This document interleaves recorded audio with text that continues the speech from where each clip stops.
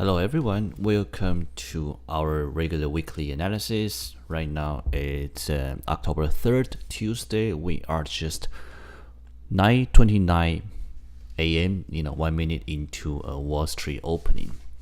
So, what's been happening here? First, I apologize for last week. I wasn't able to deliver a video. Was quite busy last week.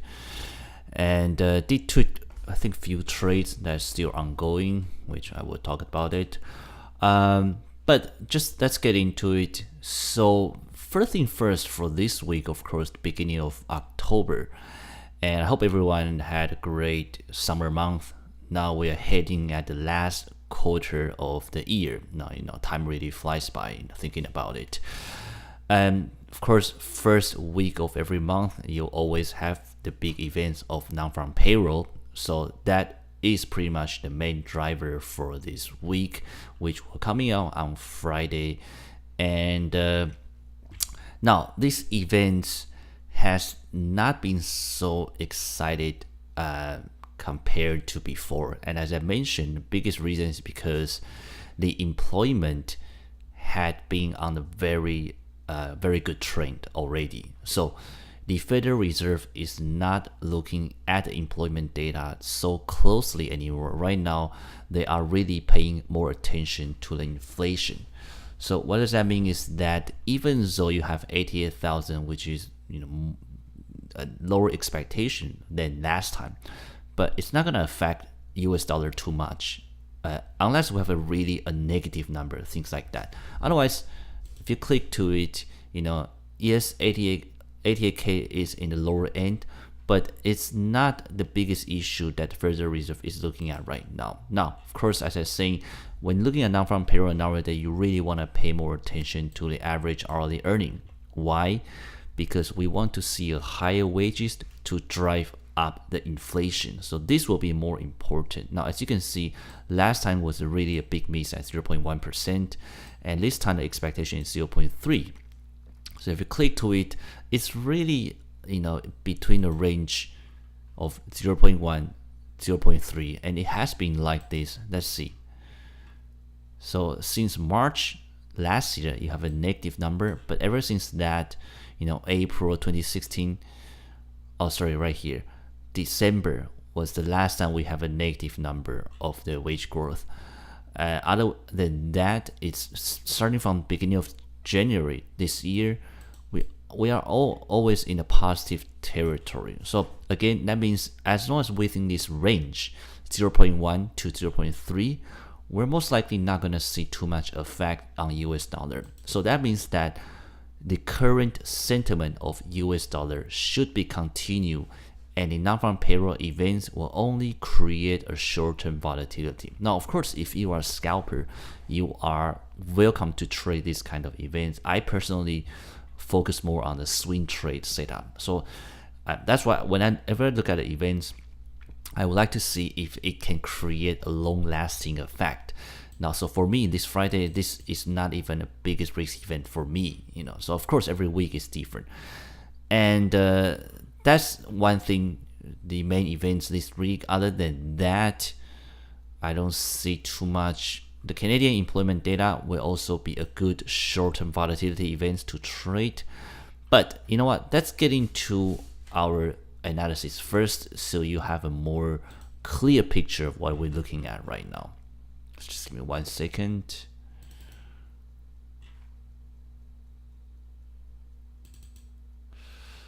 Okay. All right. So let's take a look at eight major currencies first. Okay, so to give you a big picture right now. So for Aussie, now what happened to Aussie right now? We just had RBA rate decision and statement yesterday. And of course, no surprise, the rate was kept unchanged. And the statement was actually the same.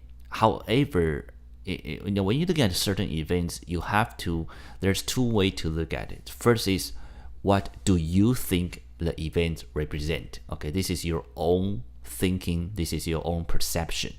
Now the second thing is, how is the market react to that event? Now this is how the market sentiment plays out.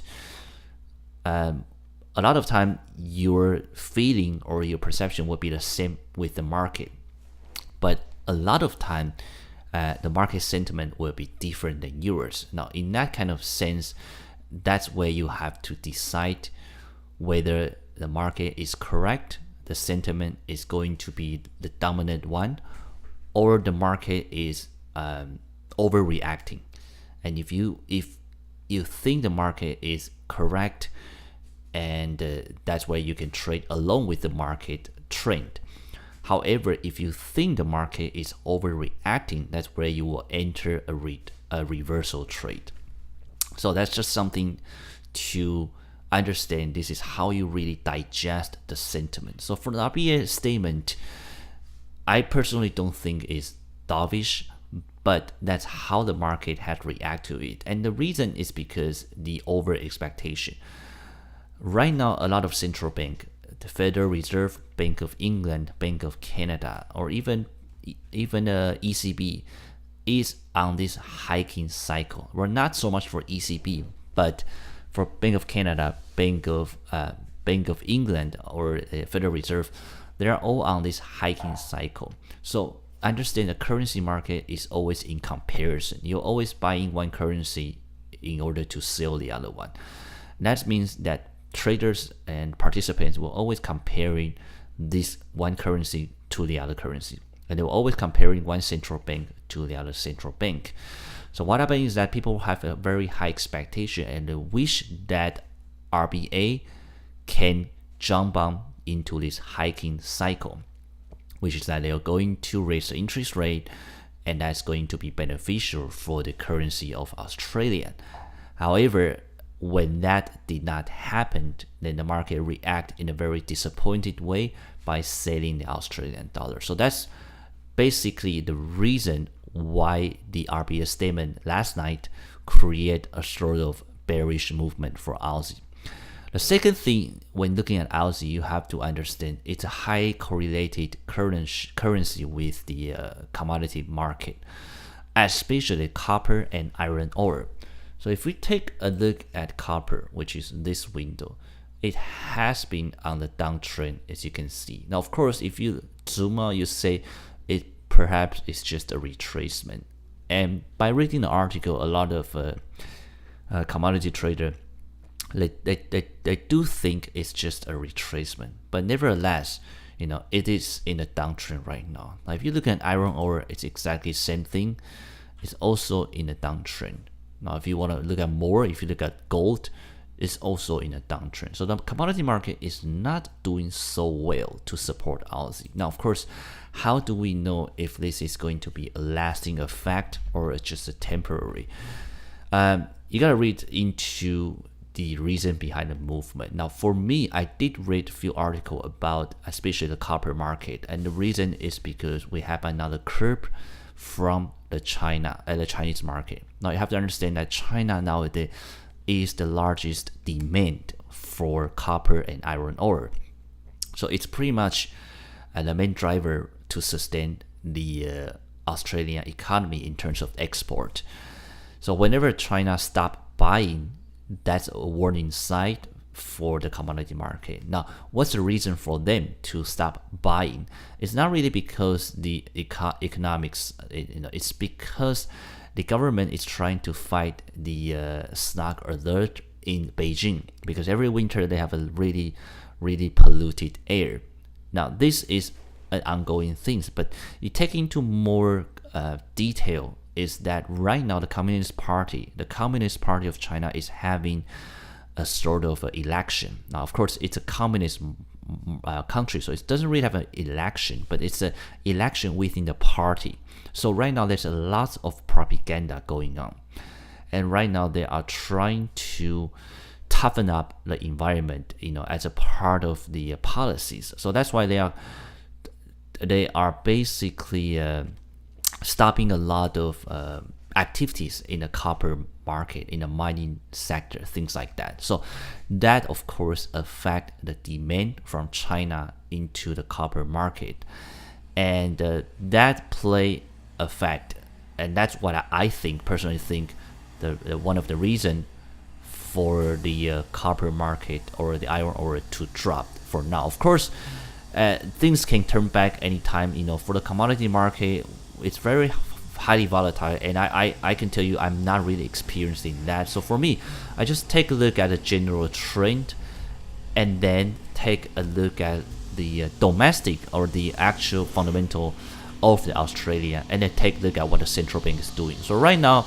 I wouldn't say it's a fundamental weak currency. As you can see right here, it's neutral, and sentimentally I also think it's neutral, but it's not something particularly have any catalyst to drive it ups or down. So I wouldn't really put it as a buy or sell right now. The only thing I might leaning toward sell, but it really depends on how you pair up the currency. So for example, if I want to sell Aussie, I will sell in Aussie dollar because US dollar is the strongest currency for now. But if I want to buy Aussie, I maybe buy Aussie yen, Aussie Swiss franc, or Aussie New Zealand. So that's what happened for Australian dollar right now. So the game plan, as you can see, what I just said, not really something I focus too much on, because unless the commodity market can turn, and especially the RBS statement last night, again the market treated as a dovish comment, dovish statement. So we don't really have any strong catalyst basically. Now for CAD, what happened is that Canadian dollar has been on the rising uptrend. As many of you know, Bank of Canada has raised interest rate twice consecutively. And that was the second time was really a big surprise for the market. However, last Tuesday, we have Governor Polas came out and gave a sort of a dovish talk, tried to cool down the currency market. That's one negative catalyst to begin with. And then on Friday, we have a CPI data, which being slightly disappointed. Not a really like a catastrophic fundamental negativity data, but it does cap out the momentum for CAD. Now, for that being said, because of the hiking cycle of Bank of Canada, and because the fundamental data, in terms of employment, GDP, and inflation are still on the rising streak, so it is still a very fundamentally strong currency. However, right now the sentiment is not as strong as last week. So what's going to happen this week? Again, you have to take a look at two sides when you want to trade Canadian dollar. First is the oil market, and second is the fundamental data. Now, of course, generally speaking, we will also look at the central bank. But right now, central bank is very clear in their agenda. They're saying that they're on a hiking cycle, but they want to make sure the fundamental data is still positive before they continue to hike the interest rate. So in a historical point of view, of course, the interest rate is still very, very low, and most central bank has a lot of room to keep hiking. However, most central banks are data driven, so they want to make sure the fundamental data is positive. Now, especially the big three, which is employment, inflation, and GDP. So they want to make sure their fundamental data are in a positive territory and not being affected too much by the interest rate hike. So, for that being said, this week you will have the employment data of Canada. Now, the employment data has been the strongest sector for Canadian economy so far. So if you pull down this, you'll know that it's a highly fluctuated data. However, since August 5th, 2016, ever since that, we don't really have any negative employment data. The lowest we have is 3.2K in May this year. So that's all I can tell you. If you are a swing trader, yes, you can trade and jump in with a large divergent. But for me as a swing trader, as long as we are in a positive territory, it's not really something that's going to create too much negative effect. So I do think this is just a short-term effect. In terms of the unemployment rate, it's a very similar pictures. You are within a range of 6.2 to 6.8. Of course, we are aging lower, right? If you can see 6.75, 6.532. So we are actually in a positive territory. So employment, as I'm saying, it has been a strong sector, a strong element for the Canadian economy. So that's something. It should, if it's a negative outcome, as long as it's not a huge divergence, it shouldn't affect the Canadian dollar too much. But if it's a positive territory, then you should see Canadian dollar continue to pick up again. Of course, you have to take a look at oil market. And oil, again, if you look at this trend, is not doing bad recently. It has been the lowest since the end of August, and now we are slowly climb up. And in terms of the micro scale of oil market, we do have the OPEC trying to renegotiate their supply curb. Other than that, you have the geopolitical tension from the Kurdish independence referendum. So now the main point is to see whether Turkey and Iraq is going to affect the output from Kurdish people, the province in the northern Iraq. And if that's the case, of course, you have a less supply. That will be good for the oil market. But so far, that hasn't happened yet, and they hasn't cut out any oil transportation yet. So keep an eye on that. But other than that, another thing to trade Canadian dollar is to look at the data itself. So it's still a currency to buy on my list. And my game plan, I'm currently still in CAD Swiss. So hold on a second. Since I talked about Aussie previously, okay, let's take a look at my Aussie trade. So I got into an Aussie newsy previously on this downtrend. I was buying at a retracement, and I was buying at this small cycle, right? So you can see I bought it basically.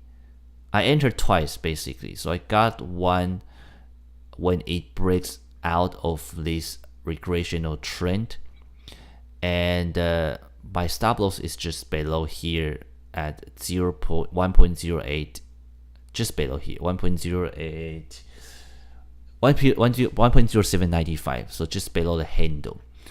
Now you can take a look at this as two ways to trade it. First, if you draw a Fibonacci trend, you'll know that this is a much bigger cycle to trade. And right now you are really at the 50%. Right now, if you look at the short-term cycle, that you can just buy. You're looking at now you have a possible double bottom to get into this trade. However, this is just a technical perspective. Fundamentally or sentimentally, I will not enter this trade this week or even last week. This was entered, I think, the previous, very beginning of last week. The reason is because I just don't see enough momentum to push Australian dollar right now. We don't have a strong momentum. We didn't have a strong momentum from the central bank. The commodity market, as I mentioned, is still in a downtrend, and that's it. You don't have anything to push Aussie basically. Of course, New Zealand dollar is very weak right now, but you basically have two weak currency to pair up, and that will more often than not to give you a sideways movement. That's not something I want to be in. So that's why I'm only in at 0.3% risk capital, but it's not something I'm looking to buy Australian dollar. If any case, I'm looking to short. So another thing I'm looking at is to short Aussie dollar. Again, we are on this very, very steep downtrend. So if we can have any sort of retracement up to this kind of level, I'll be interested to sell Aussie dollar because of the US dollar strength, which I will talk more about the fundamental and sentimental reason. For CAD, as I just mentioned, still on my buying list, but again, not doing too well also because last week the two negative catalysts. So I got in at 50% right here at CAD Swiss. And right now, of course, I'm in drawdown, and it does look like this downtrend is just continue to edge lower. Now we are still within the range, but we did have a very deep retracement, and my stop loss is just below 76.80 right here. So not something that is working too well technically. Now, fundamentally, of course, I'm still bullish about CAD, but I need a new catalyst to push it, and I don't have it right now except Friday. And of course, Friday, this can come out as a negative surprise to push CAD Swiss even lower. So this trade, of course, I know the fundamental is on my side, but that does not mean it will work out, right? Most often than that, I might have I might get stop out. And many of you ask, why do I put my stop loss here? The reason is because the whole reason I trade CAD Swiss was all starting from beginning of the September. As you can see, September 6th. So this was actually from last Bank of Canada rate hike. So I traded on that catalyst. Of course, I missed the initial movement, which I could have gotten here, and it keep edging higher. So I actually trade around this big cycle. Okay, so this huge green candle that you see right now, that was the momentum from a rate hike from Bank of Canada in the beginning of September. So I'm basically just riding this trend up. Just give me 1 second. Let me drive it more clearly. So I know it doesn't look like a pretty trend, but yeah, that's much better. So I'm basically riding this whole channel up, and finally we broke out of it and have a sort of retracement at 50%. Now, if you want to see more clearly of my sinking pattern, you got to drive down here. Okay, so that was when I entered it, right? And it does look like a pretty nice area for a nice retracement. However, after that, we did have edge higher, and then we have a huge drop last week because government polls have a negative comment, and then market seems to recover, and another huge drop out of the negative inflation. So pretty much that's where I am right now.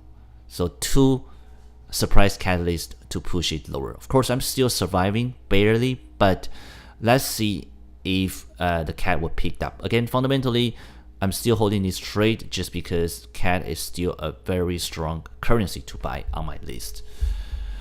But if I got stop out, I will also, another pair that I'm looking to pair up with CAD will be either Euro CAD, New Zealand CAD, Aussie CAD, or CAD Young CAD Swiss. So again, I'm still looking to buy. It's just, technically maybe I didn't leave enough room to let it play out. That's a thing when you place a trade. You always want to look ahead into the future. And if you know that there are certain catalysts happening, then perhaps you want to have a larger stop loss or have a better entry to avoid those catalysts. But of course, sometimes those catalysts turn out to be positive, and then you miss the trade completely because your entry is too far out. So that's something you have to learn throughout your experience. So Swiss franc, our next currency, nothing really much to talk about. For Swiss franc and Japanese yen, it's really the same picture. They are both fundamentally weak because the deflationary environment. That means the central bank are still in the quantitative easing cycles, and they are not looking to raise interest rate anytime soon. However, they both are safe haven currency, so you have to watch out when we have a risk of sentiment. And now we have a lot of those things. Beginning of this year, market was rattled, market was volatile because Donald Trump got elected. You have the French election, Dutch election, and German election coming up, even the Italian referendums. And then that was the first quarter. And then second quarter, April, May, June, things start to stabilize. And then June, July, August seems to be a very happy summer. And then it came to North Korean missile crisis. And 2 weeks ago, you have a German election came out to be upset. So right now the fact is that Germany still don't have a government yet. They have to have a coalitions of different parties. You also have an election upset in New Zealand. And then last week, you have the Catalonia referendum. You have the Kurdish people referendum. So again, it seems like the market or the world is in a chaotic place once again. And that, of course, is beneficial for the safe haven currency. Now, right now, I would say that Swiss franc is a much better buy for safe haven currency than Japanese yen. Two reasons. First is, of course, North Korean missile is Japan is in the direct target zone of the conflict. So, of course, not many people will want to park their money into a country that might be attacked or might be at the war zone, especially when you have other choice such as Switzerland. Second thing is that right now the Prime Minister Abe is calling for a snap election for the parliament. Now, his plan is to, because his rating was very, very low prior to the North Korean missile crisis. Then, thanks to the potential war, and that's something very normal for a politician to always gain more popularity through wartime, and that's a human habit. When things are unstable, we tend to lean toward something we are familiar with. So when things are unstable, that's a time that people want to have a familiar face as their leadership. And that's why when the North Korean missile crisis happened, his rating actually raised up. So right now he wants to take this advantage to gain more momentum in the parliament. Now, does that sound very familiar? Yes, because a couple months ago, UK Prime Minister May did the exact same thing. When the Conservative Party had gained a lot of momentum, she dissolved the parliament and had a snap election. And I'm not sure many of you remember how did that turn out to be a completely disaster for the Conservative Party. Not only they did not gain any more seat, they actually lost more seat, and now they have to seek coalitions with other parties. So, same thing might happen again for Japan. And that's the thing about the market, is that never assume the outcome, because you never know what's going to happen. What I know is that because of this election, now the market is more unstable for Japan. So now you have two catalysts to make it even unstable. So that means Japanese yen is a very weak currency right now on my list. More weak than the Swiss franc. Now, Euro, as I already mentioned, 2 weeks ago, you have the German election being an upset outcome. And then last week, you have a Catalonia referendum. So right now, Euro is not really a good currency to buy. And it also shows in the market already, if you take the Euro dollar, it's a completely drop since we had hit high of this year at 1.20. Right now, it dropped almost 300 pips to 1.17.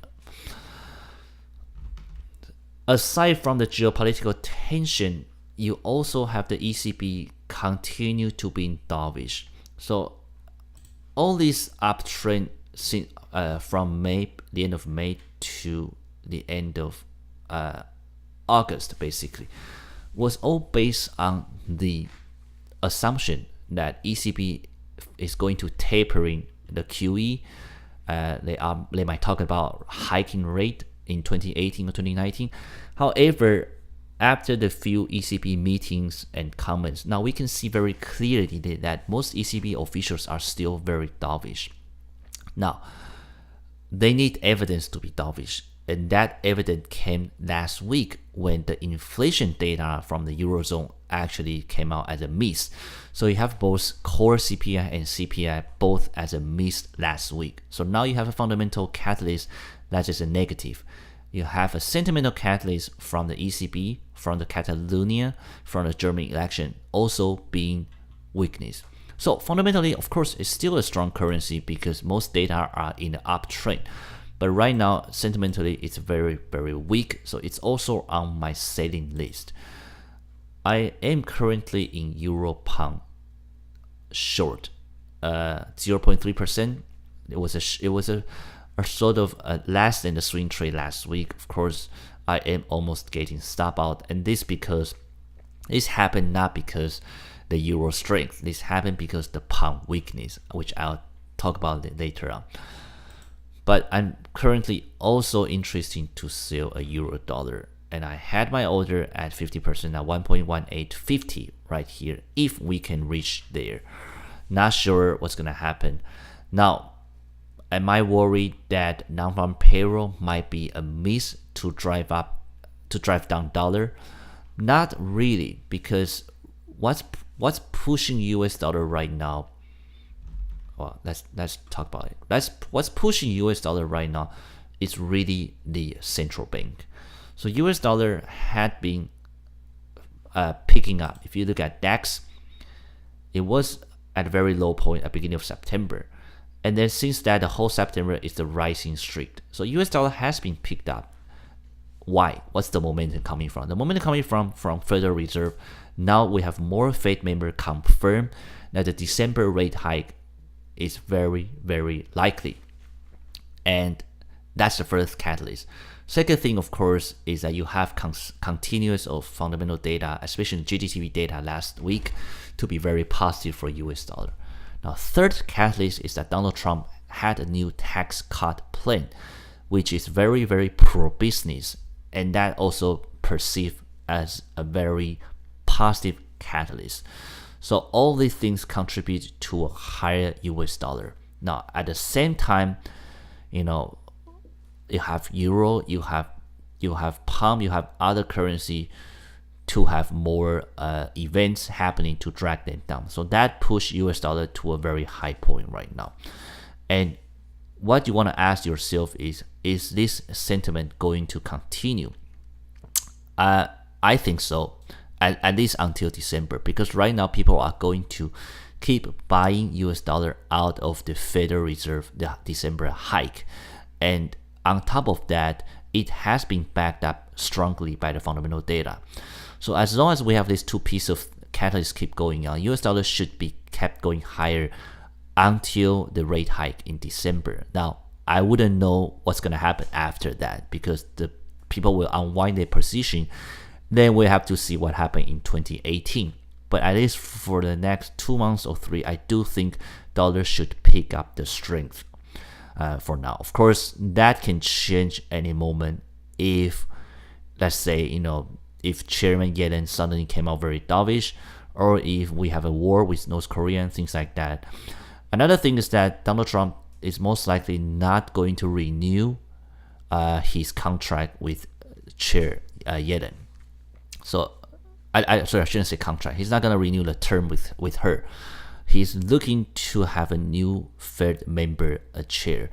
And he had a meeting last week with some notable hawkish people to assume the seat for Federal Reserve. Now, if that's the case, then you have a more positive momentum to push US dollar even higher. So all those things contribute to a higher US dollar, which, no surprise, US dollar is the strongest currency as we heading into this week, and also something I'm looking to buy. Of course, rule of thumb is you never ever want to buy at the top or sell at the low. So I did have a pending order try to sell euro dollar. I have pending order try to sell Aussie dollar. I also have a pending order trying to sell New Zealand dollar. So those are the things I find have a higher bias in terms of the fundamental picture or sentiment picture. Dollar yen is also something I'm looking to buy, but as you can see, we are still in this uptrend channel. So unless we can break out, unless we can break out and give us a meaningful retracement, otherwise I will look into getting. I'm sitting on the sideline right now. So that's pretty much what I have for US dollar. So let's back in the euro. So I finished talking about euro. Now pound is really a roller coaster. Okay, so let's talk about British pound. So what happened to British pound is that it has been in a very bearish trend in the previous months. Then of course it came a surprise hawkish Bank of England to push British pound up for the previous 2 weeks.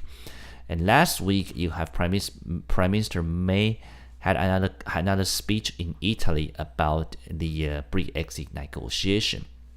And the speech was perceived, again, as I say, that we don't really care what do you think about a speech, right? It's how the market react to it. Because I understand trading is a very speculative activity. You're not trading the fact. Okay, this is something you have to understand.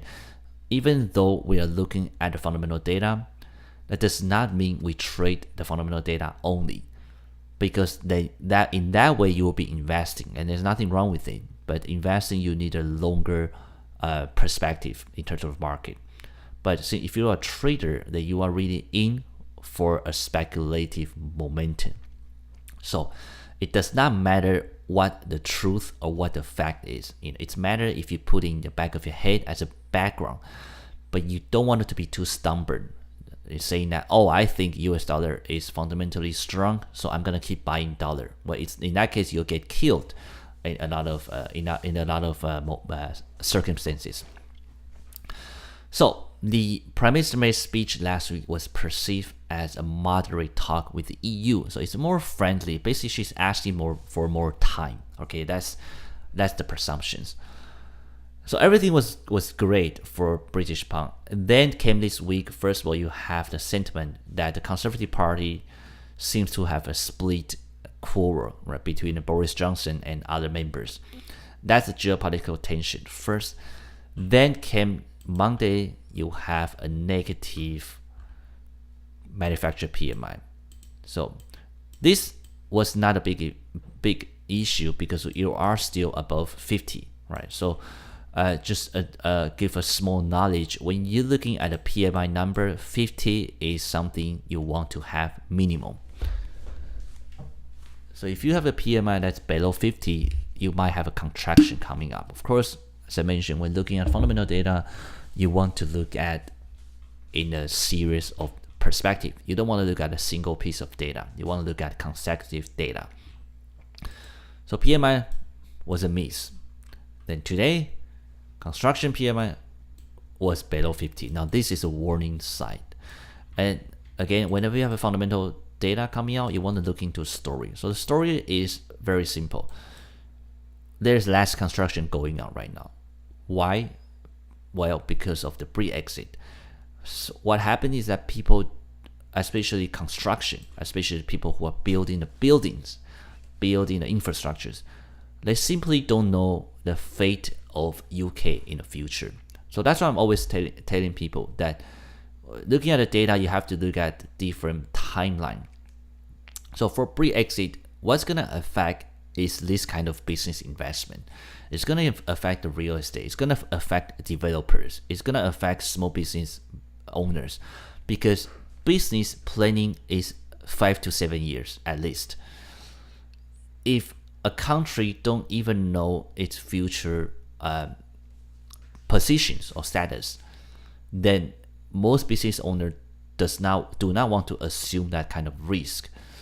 So that's the underlying thing you always have to understand. And that's a big difference between investing and trading. Because even with these two pieces of data, do I think British pound is going to go down? Actually, no.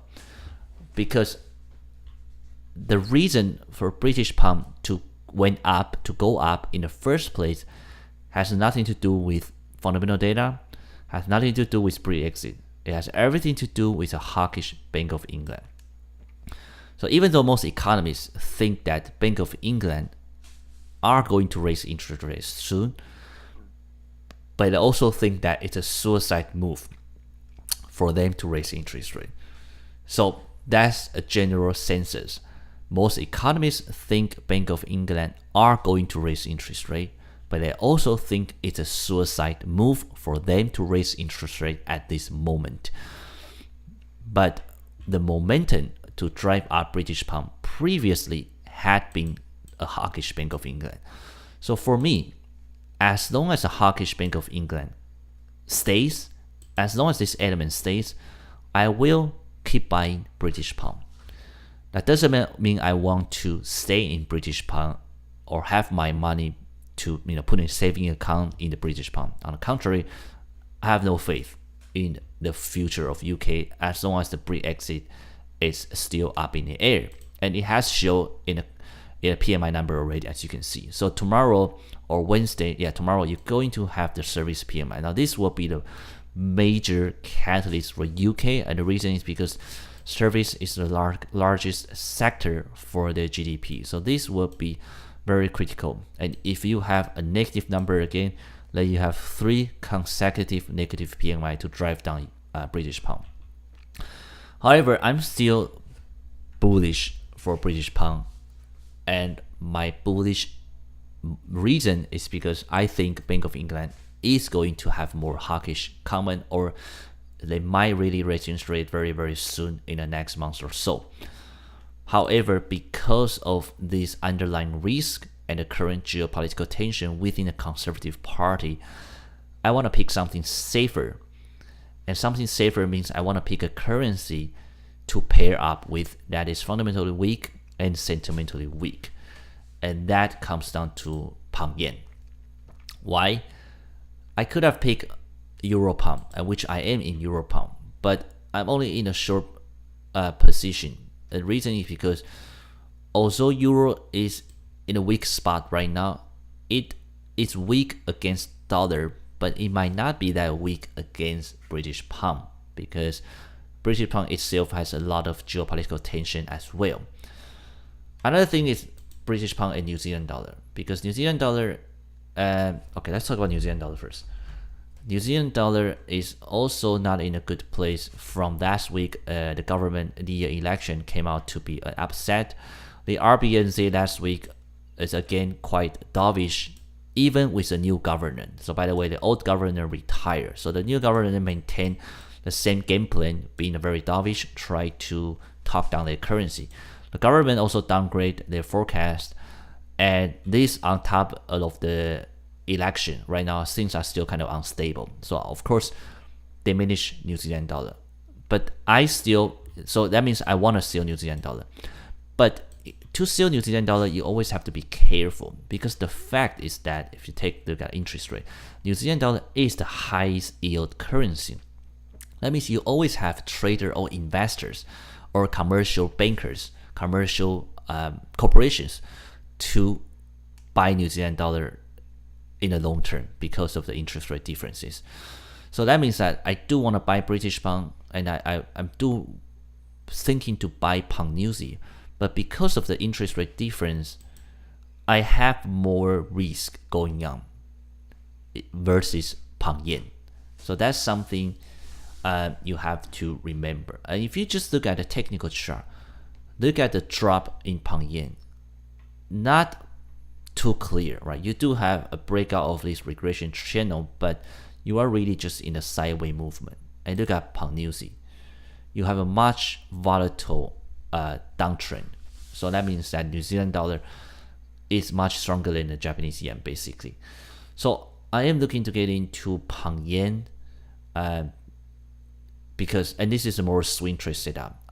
So that means tomorrow, if the service PMI is a negative number again, or whatever happened to the Conservative Party, we might have a continuation of drop in British pound, and which will fill me of my trade.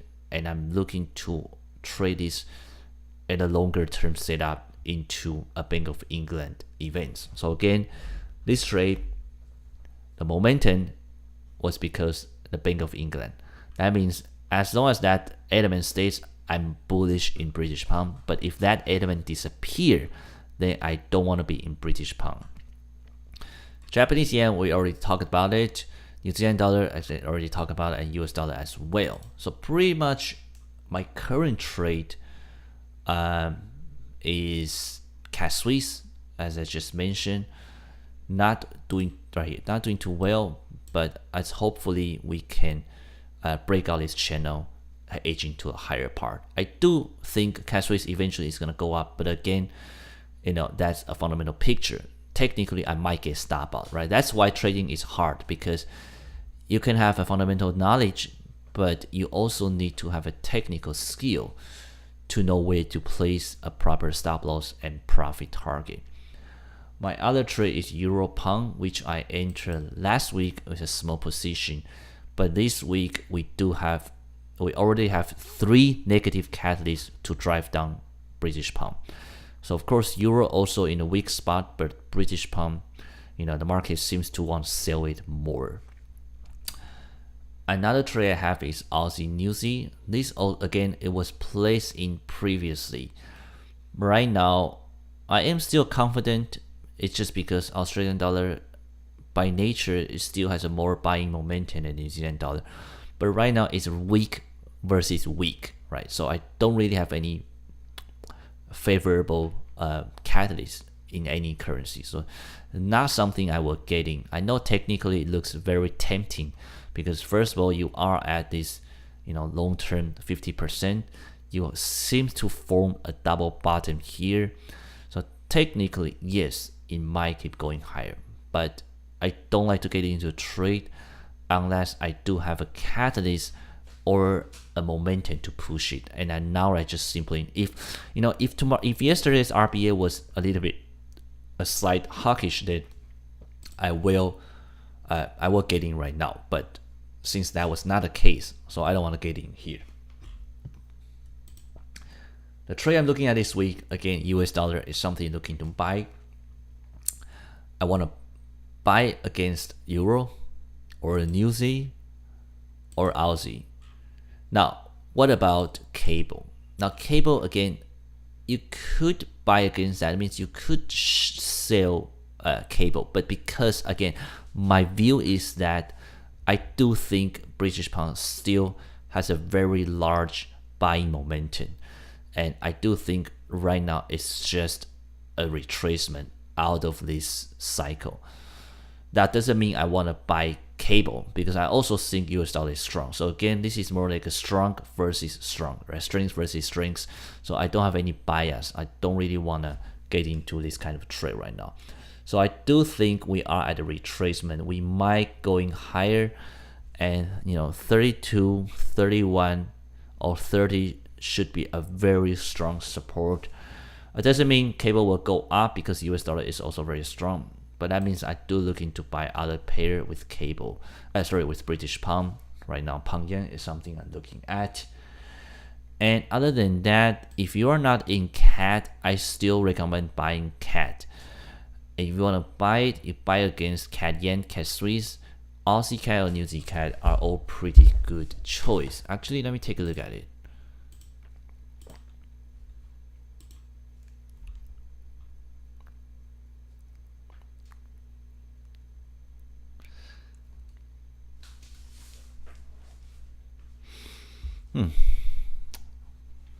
All right. So as I mentioned, CAD yen will be a much better choice, to be honest, because of the weakness in the Japanese yen.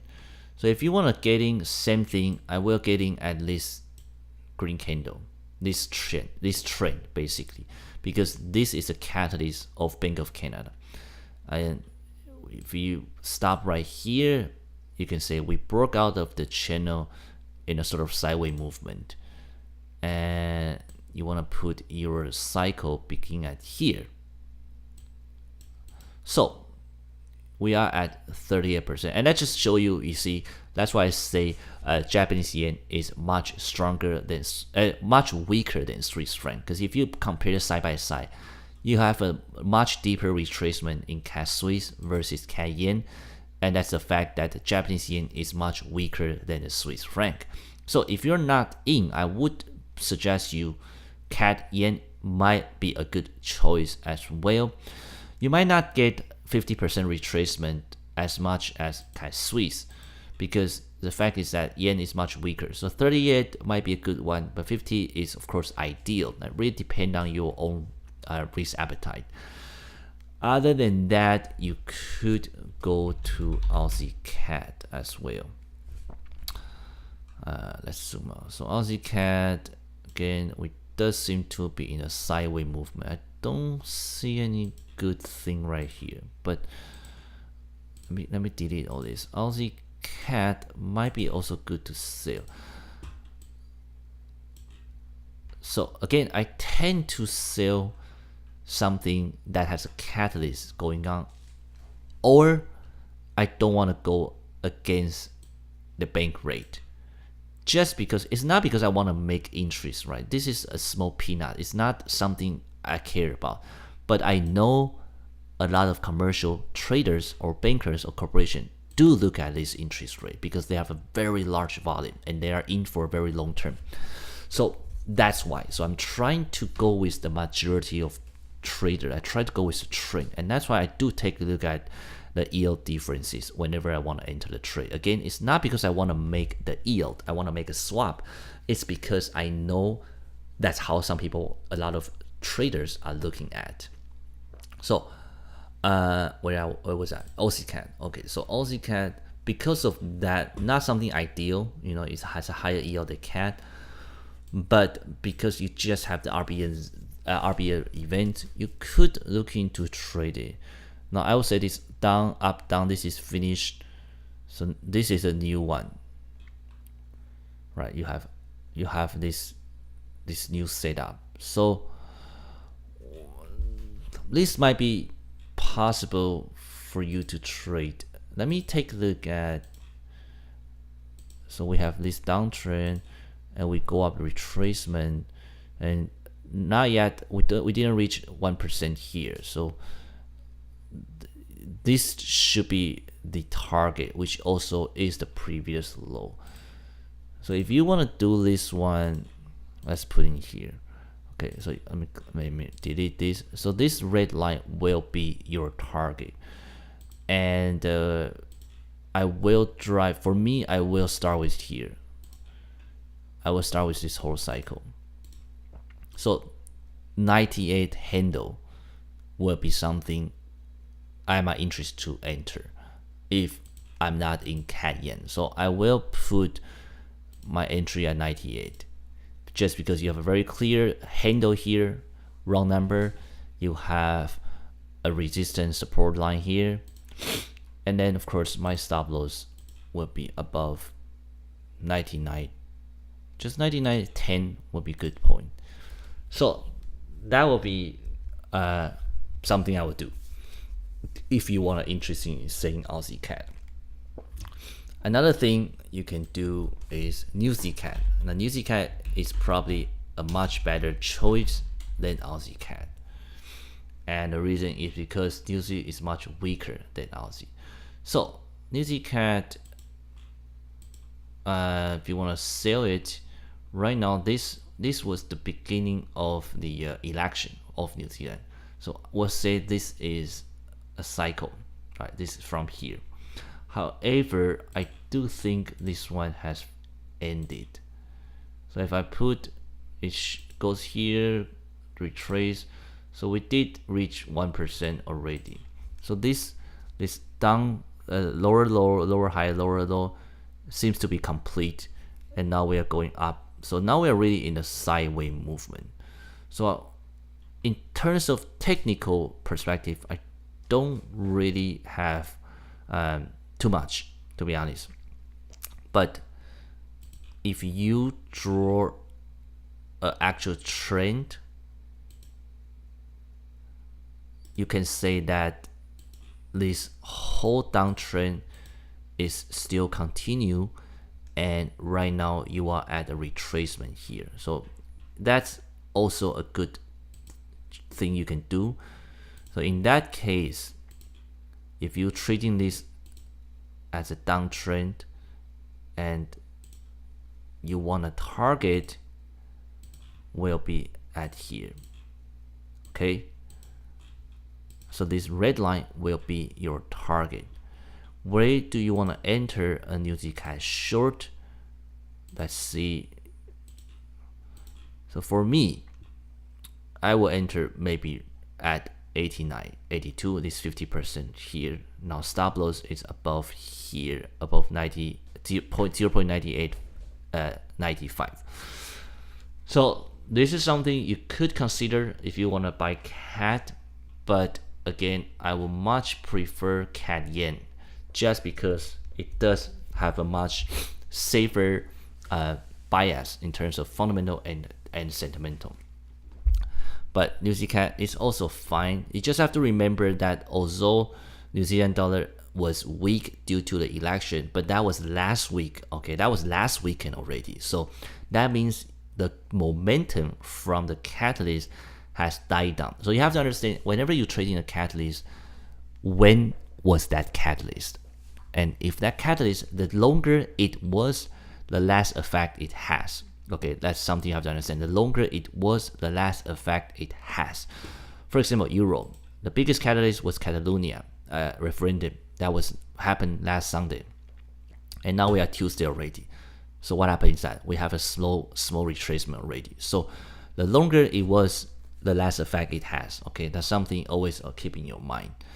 So that's pretty much something, all the things I'm looking at right now. Again, the strongest currency I think is US dollar, and that's regardless of what's going to happen to the non-farm payroll. It's not something I will avoid to place US dollar. I actually don't think it's going to create too much volatility. Of course, unless we have a large divergence in a negative territory. Other than that, CAD is once again the currency I would like to buy, but the employment change will create short-term volatility. Again, not something I'm too worried about unless we have a huge negative divergence. Other than that, British pound is in a very weak sentiment, but I actually want to take this opportunity to buy it back because I still think it's a strong currency out of the Bank of England. But you want to trade that into a more swing trade setup. So if you are like a short-term trader, you just want to trade week to week, then yes, British pound is not something you should buy this week just because you already have a lot of negative sentiment. So that's pretty much it. Let's take a look at COT base. I'm pretty sure it's a similar effect. So Australian dollar, the last one is September 29th. So you can see you still have large speculators still edging higher for Australian dollar. So that's the thing about it, because of the high yield, because of the general speaking, the geopolitical position, which is very peaceful, we always have trader buying Australian dollar whenever it goes down deep. So this is something you have to be careful, because this is a divergent, right? You have a downtrend, but you also have an uptrend. You have an uptrend in the volume, you have a downtrend in the price. So eventually, Australian dollar should pick up, and that's why I say it's something I might short for this week, but generally speaking, I think it's a neutral currency for now. Now, British pound is an interesting story, because if you take a look at volume, it continued to edge higher. We actually cross about zero, but again, we have a divergence. So these are more feeding to my pictures, because I know a lot of people are buying it, but they didn't buying it until the end of September. So this is a lot of hedge fund bait right now, and the thinking pattern is exactly the same. They're betting on the Bank of England to raise interest rate. So they are taking the opportunity. Whenever you have a dip, they're gonna buy it back. Canadian dollar, still very uptrend movement. Again, same thing. You have a downtrend in the price, but you have an uptrend in volume. That means it should revert back. So again, I'm looking at this as a sentiment. Now, if I can have a fundamental picture align with it, then that would be a very powerful combination. So right now, that's why I say Canadian dollar is still on my to buy list because of all the alignment. Now, Euro, on the other hand, you have a slight dip last week, and of course we pick up. It's sort of just in the flat position. So it's a neutral currency, and you can tell it's still congestion between 118 to 120. So something you couldn't tell too much from this chart, and again, it's quite a neutral position. Japanese yen still in a negative territory. Again, not much to take a look at. Same as Swiss franc, very flat. Now, US dollar, on the other hand, it's very interesting because you have a consecutive of downtrend, but your price is reaching up. So what does that mean is that short-term people are bullish, but for a large spectator's point of view, they're not have too much confidence in US dollar. They probably think, and they do think, the current momentum was based on the previous Federal Reserve comment, and the people are trading into the December rate hike. But once that passes, US dollar should resume a downtrend momentum, and that's what I tell from the volume itself. New Zealand dollar, again, you have a decrease in the volume, and you also have a downtrend price. So pretty good picture for a New Z short, right? It just lines up pretty well, and that's why I say, pound New Z might be a good currency to buy. New Z dollar is something I'm looking to short, and New Z CAD, if you're not in, it could be something to short as well. Okay, so pretty much that's what I'm looking at this week. Again, the real event will come down to Friday non-farm payroll. Other than that, tomorrow the service PMI, if it's a negative number again, will be very catastrophic for British pound for this week at least. You also have Draghi speaks tomorrow, Fed Chair Yellen speak tomorrow. I don't think, it's gonna create volatility, but they should follow through what they had to say last week. So not something that should be too surprised. And trade balance retail for Aussie, trade balance from CAD, and then Friday. So that's pretty much what's gonna happen for this first week of October.